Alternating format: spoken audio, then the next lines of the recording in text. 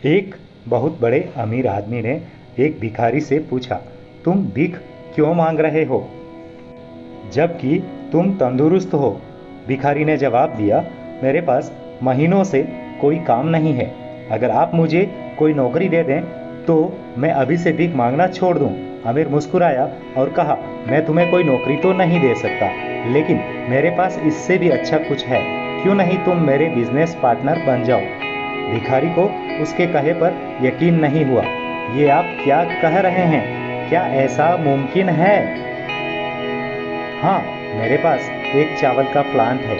तुम चावल बाजार में सप्लाई करो और जो भी मुनाफा होगा उसे हम महीने के अंत में आपस में बांट लेंगे। भिखारी के आंखों से खुशी के आंसू निकल पड़े।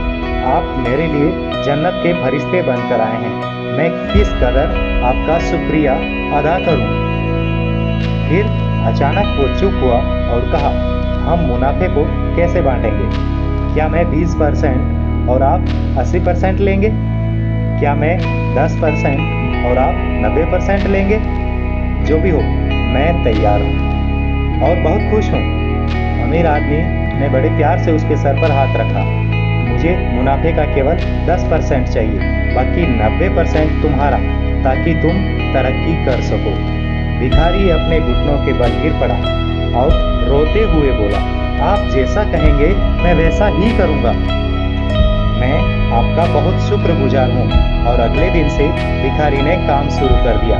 उम्दा चावल और बाजार से सस्ते और दिन रात की मेहनत से बहुत जल्दी ही वह काफ़ी तरक्की करने लगा।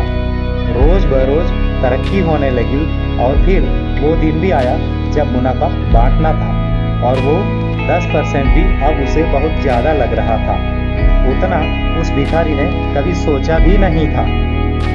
अचानक एक शैतानी ख्याल उसके दिमाग में आया। दिन रात मेहनत मैंने की है और उस अमीर आदमी ने कोई भी काम नहीं किया सिवाय मुझे अवसर देने के। मैं उसे ये 10% क्यों दूं? वो इसका हकदार बिल्कुल भी नहीं है। और फिर वो अमीर आदमी अपने नियत समय पर मुनाफे में अपना हिस्सा 10% वसूलने आया। और भिखारी ने जवाब दिया, अभी कुछ हिसाब बाकी है। मुझे यहाँ नुकसान हुआ है। लोगों से कर्ज की अदायगी भी बाकी है। इस तरह से भिखारी ने अमीर आदमी को अनेक प्रकार की शक्लें बनाकर उस आदमी को हिस्सा देने से टालने लगा। अमीर आदमी ने कहा कि मुझे पता है तुम्हें कितना मुनाफा हुआ है, फिर क्यों तुम मेरा हिस्सा देने से टाल रहे हो? उस भिखारी ने तुरंत जवाब दिया, तुम इस मुनाफे के हकदार नहीं हो क्योंकि सारी मेहनत मैंने की है। अब सोचिए, अगर वो अमीर हम होते और भिखारी से ऐसा जवाब सुनते तो हम क्या करते?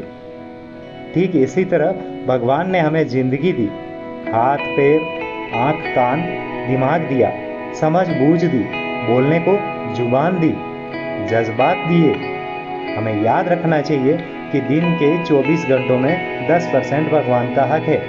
हमें इसे राजी खुशी भगवान के नाम सिमरन में अदा करना चाहिए और भगवान का शुक्रिया अदा करना चाहिए जिसने हमें जिंदगी दी, सुख दिए।